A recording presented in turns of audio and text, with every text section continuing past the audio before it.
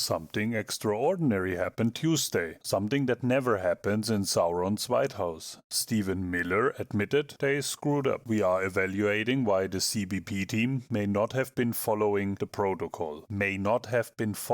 So they fucked up and we got caught. Miller said the White House had provided clear guidance that extra personnel should create a physical barrier between arrest teams and disruptors, not engage directly with protesters. So they weren't supposed to tackle, they weren't supposed to shoot him, but they did it anyway. CNN called this a remarkable acknowledgement of possible wrongdoing from one of the Sauron's administration's most influential and hardline operators on immigration enforcement. He never admits fault. Monday night, Sauron held a 2-hour emergency meeting with Kristi Noem about the crisis. Miller, who oversees immigration policy, was not invited. Tuesday, Axios reported that anger is rising at Stephen Miller inside Sauron's inner circle, with some White House officials blaming Miller for smearing Alex Preddy. So the internal blame game has started. Sauron told Fox News about Bovino, "He's very good, but he's a pretty out there kind of guy, and in some cases that's good. Maybe it wasn't good here." Maybe it wasn't good here? The guy said Preddy wanted to massacre law enforcement. During weekend talks between Sauron and his advisors, discussions included reducing the number of agents in Minnesota, focusing the mission more narrowly and exploring greater coordination with state authorities. So they're pulling back. The polling is so bad, the backlash is so intense that they're actually retreating. He said, "We're going to de-escalate it a little bit. I don't think it's a pullback, it's a little bit of a change." That's what you call it when your signature policy collapses? Even some advisors expressed concern that national outrage over the deaths of US citizens could derail Sauron's broader immigration agenda. So they know it's imploding. And get this, a DHS report sent to Congress says 2 federal officers discharged their firearms during the shooting, and it does not say Preddy attempted to reach for his weapon.